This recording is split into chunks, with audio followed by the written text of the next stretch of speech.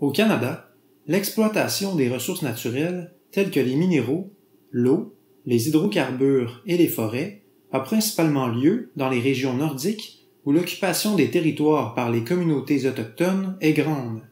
Cette exploitation a très souvent des conséquences négatives sur la pratique des activités traditionnelles autochtones.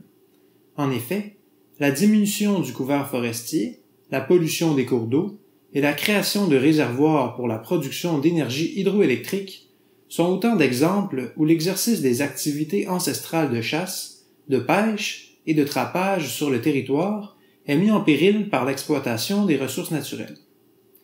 Le droit constitutionnel relatif aux peuples autochtones pourrait contribuer à la préservation de l'environnement et au respect de la culture autochtone. Cette courte capsule vise donc à présenter en surface les grands concepts du droit des Autochtones et l'application de ces mécanismes juridiques dans la protection de l'environnement.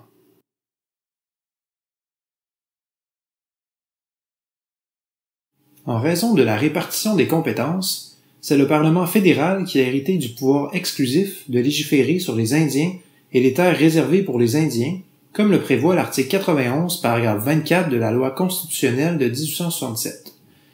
Il a été établi par les tribunaux que le terme indien incluait non seulement les Indiens inscrits en vertu de la loi sur les Indiens, mais aussi les Inuits et les Métis. En 1982, un amendement constitutionnel est venu reconnaître l'existence des droits ancestraux et issus de traités en droit canadien par le biais de l'article 35 de la loi constitutionnelle de 1982.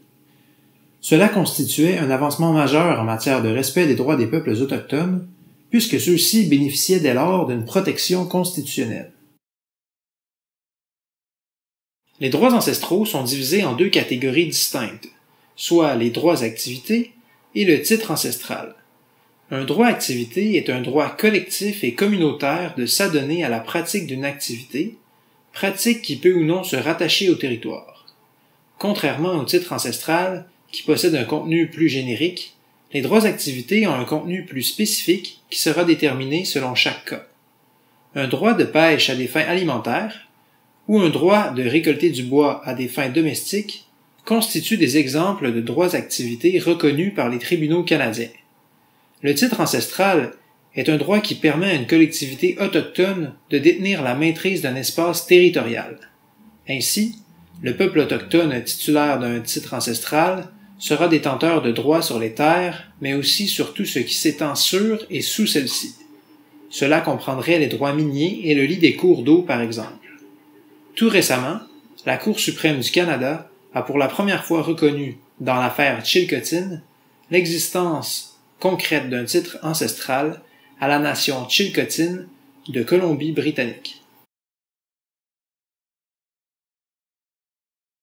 Les droits issus de traités découlent de traités conclus entre la Couronne et les peuples autochtones. On distingue deux grandes familles de traités en droit des Autochtones, soit les traités historiques et les traités modernes. Les traités dits historiques résultent d'accords entre les peuples autochtones et la Couronne britannique ayant été conclus de 1725 à 1923. Les traités modernes, quant à eux, sont des accords de règlement de revendications territoriales qui permettent d'établir un régime juridique complet et particulier concernant notamment la gestion des ressources, le développement et l'administration du territoire. Ces traités permettent en général de concéder des droits et indemnités aux communautés autochtones en échange de l'extinction de leurs droits ancestraux. Au cours des dernières années, plusieurs accords sur les revendications territoriales ont été conclus dans différentes provinces et territoires canadiens. Au Québec, deux traités modernes ont été conclus entre les peuples autochtones et les gouvernements du Canada et du Québec, soit la Convention de la baie James et du Nord québécois, conclue en 1975 entre les Cris et les Inuits, et la Convention du Nord-Est québécois, conclue en 1978 avec les Naskapis. Ces traités prévoient un régime d'administration des terres particulier qui permet aux communautés autochtones y ayant adhéré de gérer de façon limitée l'exploitation des ressources naturelles sur certaines catégories de terres. Soulignons toutefois que le régime de gestion de la ressource forestière en territoire Cri, initialement prévu à la Convention de la baie James, a fait l'objet d'une refonte en 2002 suite à la signature de l'entente concernant une nouvelle relation entre le gouvernement du Québec et les Cris du Québec, plus communément appelée la paix des Braves. Ayant pour objectif de mettre fin à de nombreuses procédures judiciaires entre les Cris et le gouvernement du Québec, cette entente a permis de doter les communautés Cris d'une plus grande autonomie en matière de gestion du territoire, de protection de l'environnement et de développement économique. En matière d'évaluation environnementale, les traités modernes contiennent souvent des dispositions ayant pour effet de mettre en place des comités d'examen où la présence autochtone est grande. La Convention de la baie James serait d'ailleurs à l'origine du droit de l'évaluation environnementale.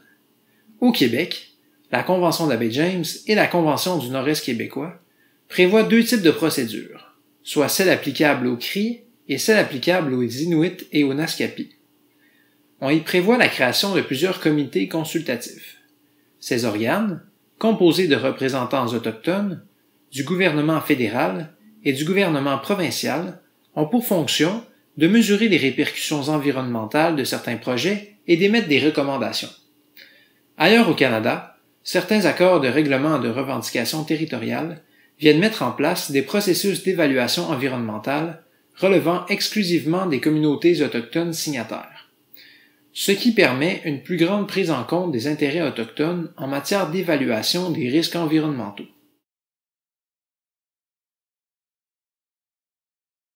Malgré la protection constitutionnelle dont bénéficient des droits ancestraux et issus de traités, ceux-ci pourront toujours être restreints, comme cela a été déterminé par la Cour suprême dans l'affaire Sparrow.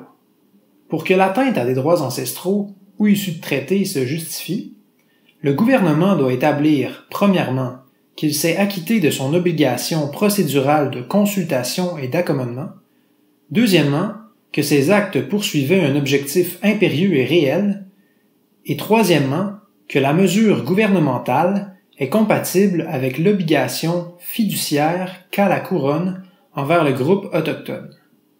Sans entrer en détail sur les conditions de restriction, soulevons néanmoins que dans l'affaire d'Elgamook, la Cour suprême a établi que l'exploitation des ressources naturelles constituait un objectif impérieux et réel, justifiant la restriction des droits ancestraux et issus de traités, et ce, dans la mesure où les autres conditions de restriction étaient remplies.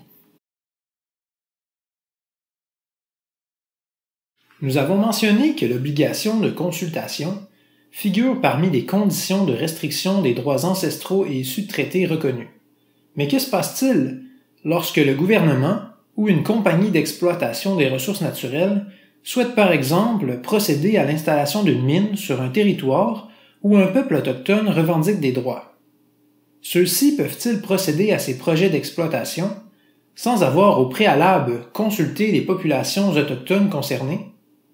En 2004, la Cour suprême est venue répondre à cette question dans la décision Nation Haida. Cet arrêt a établi que le devoir de consultation de la Couronne s'enclenche dès lors qu'une mesure ou un projet est susceptible de mettre en péril l'exercice de droits ancestraux non reconnus. Le degré de consultation et de participation autochtone dépendra de plusieurs facteurs, dont la solidité de la preuve étayant l'existence du droit ou du titre revendiqué et la gravité des effets préjudiciables potentiels sur le droit ou le titre. Cependant, la participation des Autochtones dans cette prise de décision n'a pas pour effet de leur octroyer un droit de veto. L'obligation de consultation ne doit pas être assimilée à une négociation entre la Couronne et les peuples autochtones, puisque les parties n'ont pas à parvenir à un accord. L'objectif de la consultation est plutôt un échange d'opinions et de points de vue. Précisons que l'obligation de consultation, incombant autant au gouvernement fédéral qu'au gouvernement provincial, ne peut être déléguée aux tiers. Dans l'affaire Chilcotin, la Cour suprême énonce les mesures de réparation en cas de non-respect par la Couronne de son obligation de consultation. Ainsi, un tel manquement peut donner lieu à diverses mesures de réparation, notamment une injonction, des dommages-intérêts ou une ordonnance enjoignant la tenue de consultation ou la prise de mesures d'accommodement. La pertinence du recours à l'obligation de consultation, au-delà de la possibilité de bloquer temporairement les projets d'exploitation des ressources en cas de manquement, réside dans le fait d'inclure les communautés autochtones dans les processus de développement et de prendre en considération la protection de l'environnement pour préserver leurs droits de chasse, de pêche et de trapage. On retrouve des dispositions s'appliquant spécifiquement aux peuples autochtones dans les lois provinciales et fédérales portant sur la protection de l'environnement. Celles-ci favorisent la consultation des communautés autochtones en matière d'évaluation ou de gestion des risques environnementaux. Par exemple, la loi sur l'aménagement durable du territoire forestier vient mettre en place les tables locales de gestion intégrée des ressources et du territoire. Ces entités, composées de membres de l'industrie forestière, de membres de la fonction publique et d'Autochtones, sont chargées d'assurer une prise en compte des intérêts et des préoccupations des personnes et organismes concernés par les activités d'aménagement forestier et de fixer des objectifs locaux d'aménagement durable des forêts. Il s'agit donc d'un organe consultatif qui émet des recommandations et qui favorise une gestion participative dans la planification forestière. Aussi, la loi affirmant le caractère collectif des ressources en eau et visant à renforcer leur protection vient créer les organismes de bassin versant. Ces entités, ayant pour objectif de promouvoir la protection, la mise en valeur et la gestion des ressources en eau, doivent respecter une politique de représentativité selon laquelle tous les acteurs du milieu, dont les communautés autochtones, doivent être inclus dans les processus de gestion et de protection de la ressource en eau. Les Premières Nations ont alors l'occasion de faire valoir leurs intérêts par rapport à la pérennité des ressources aquatiques. Cette participation autochtone, prévue par ces différents cadres législatifs, favorise la prise en compte des intérêts et préoccupations des Premières Nations concernant les projets de développement. Le droit constitutionnel relatif aux peuples autochtones et le régime législatif général de protection de l'environnement permettent une prise en considération des intérêts et des préoccupations des groupes autochtones en matière de préservation du territoire. Puisqu'une grande partie du territoire du Québec est grévé de droits issus de traités, ou encore est sujet à des revendications sérieuses de droits ancestraux, peu de projets importants de développement et d'exploitation des ressources naturelles ne peuvent se réaliser sans une consultation, de la part des autorités gouvernementales, des populations autochtones concernées. Une protection adéquate de l'environnement passe nécessairement par une prise en considération des intérêts autochtones et une implication de ceux-ci en matière d'évaluation et de gestion des risques environnementaux.